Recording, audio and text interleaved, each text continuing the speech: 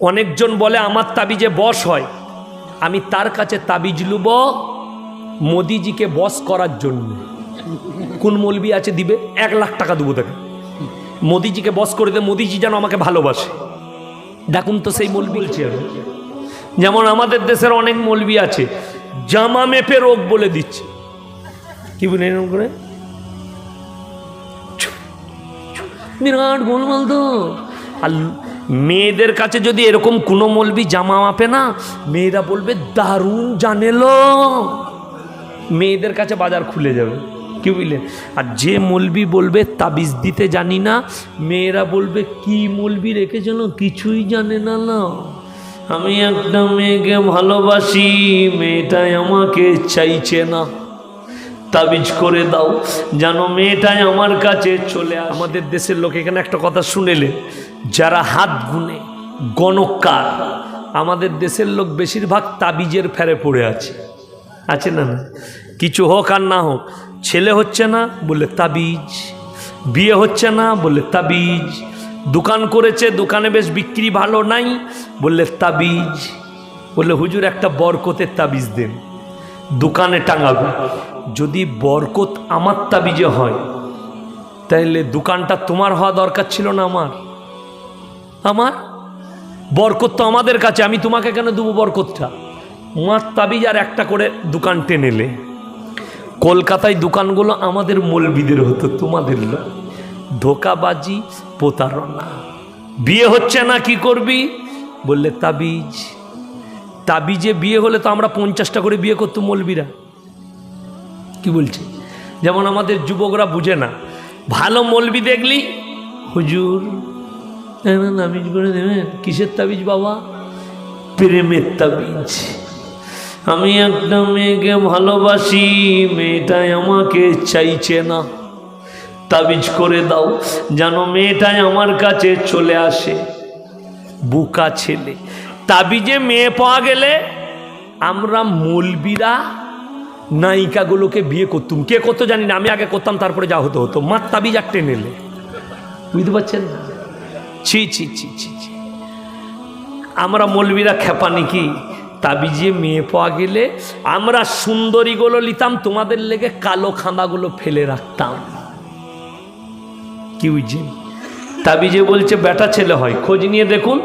এমন এমন মাল আছে বলছে আমার কাছে তাবিজ নিয়ে যা, বেটা ছেলে হবে। খোঁজ নিয়ে দেখুন, হারাম করে একটাও বেটা নাই। বাস্তব বলছি আমি। যেমন আমাদের দেশের অনেক মৌলবি আছে জামা মেপে রোগ বলে দিচ্ছে। কি বলেন করে? বিরাট গোলমাল তো। আর মেয়েদের কাছে যদি এরকম কোনো মৌলবি জামা মাপে না, মেয়েরা বলবে দারুণ জানেলো, মেয়েদের কাছে বাজার খুলে যাবে। কি বুঝলেন?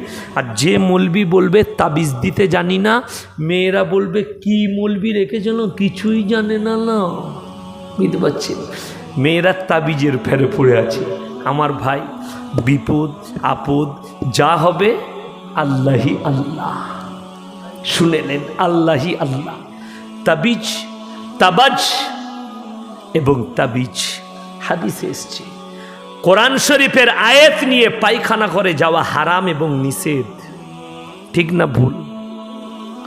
ছেলেরা সোনা পরতে পাবে, লোহা পরতে পাবে, রূপো ছাড়া যে কোনো ধাতু পুরুষের জন্য হারাম। কি বললাম? রূপো ছাড়া।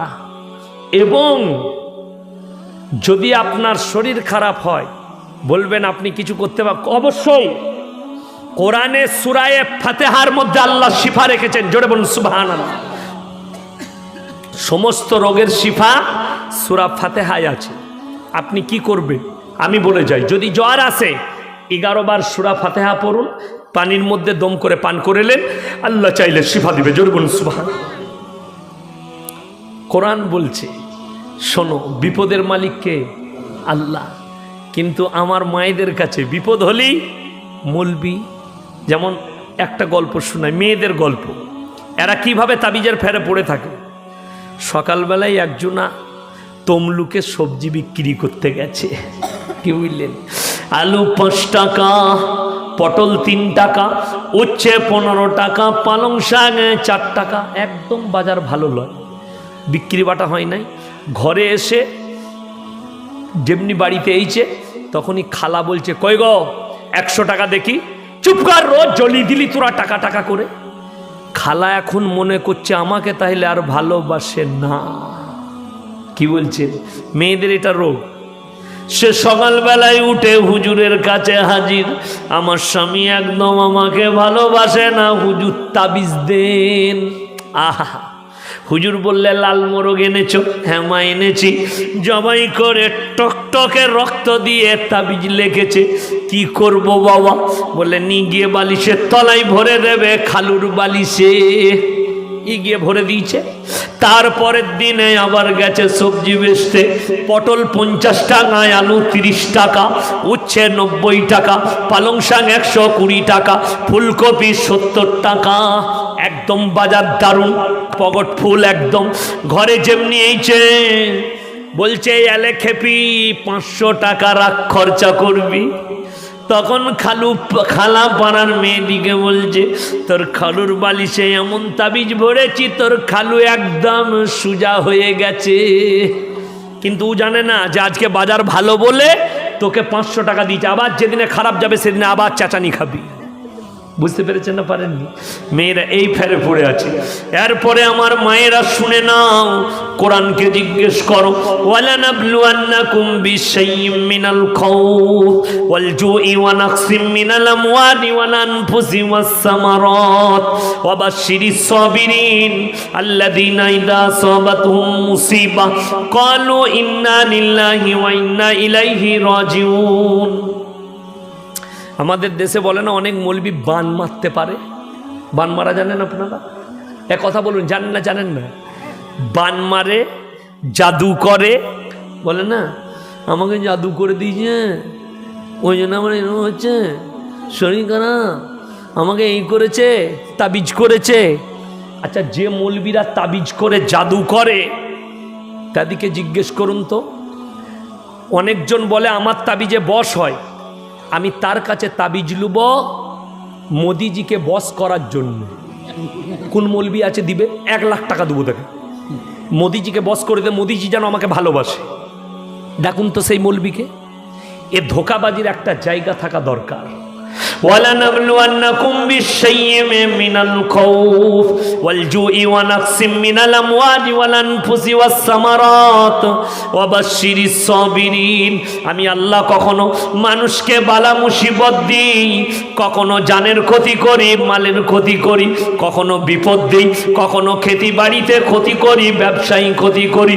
আর লক্ষ্য করি ওয়াবাশশিরিস সাবিরিন, তারা কেমন সবর করেছে, ধৈর্য ধারণ করেছে। আমার ভাইয়েরা, মায়েরা, বোনেরা, যারা সবর করবে, ধৈর্য ধারণ করবে, আমার আল্লাহ কোরআনে বললেন, আল্লাযীনা ইযা আসাবাতহুম মুসিবা, তোমাদের কাছে যখন কোনো বালা মুসিবত আসবে তখন তোমরা বলবে, ক্বালু ইন্না লিল্লাহি ওয়া ইন্না ইলাইহি রাজিউন। ওগো আল্লাহ, আমরা সকলে তোমারই জন্য আর তোমার কাছেই আমাদেরকে প্রত্যাবর্তন করতে হবে। তোমরা আল্লাহর কাছে কাঁদো, আল্লাহর কাছে হাত তুলো। মানুষ কেমন ধোকায় থাকে বলে দিই। আমি তখন প্রথম ফ্যানটা একটু ঘুরাম তৈরি, আমি তখন প্রথম খাগড়াগড় মাদ্রাসার টিচার, এই ফারেক হয়েছি। ঘুরান, বাস। আমি এই প্রথম ফারেক হয়েছি তখন। তো খাগড়াগড় মাদ্রাসা, বর্ধমানে খাগড়াগড় কাণ্ড শুনে হেলেন? বোম ব্লাস্ট হয়েছিল এনআই, ওইখানে একটা মাদ্রাসা আছে, ওই মাদ্রাসার আমি শিক্ষক তখন। তো আমি একসঙ্গে একা নয়, আমার সঙ্গে আরও বন্ধু বান্ধব ছিল শিক্ষক, তারাও থাকতো। তো আমার একজন বন্ধু ছিল, সে খুব তাবিজ করত। ঘরবন জানেন আপনারা? ভাঁড় পুঁতে দেয় 4 কোণে 4টা, কি বুঝলেন? জেন পালিয়ে গেছি, কি বুঝলেন? অবাক হয়েছে।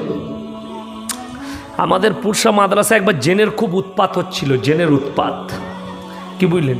সত্যিকারই জেন ছিল, উৎপাত করতো, ছেলেদিকে জ্বলাতো। তো একজন শিক্ষক বললে ভয়ের কিছু নাইলে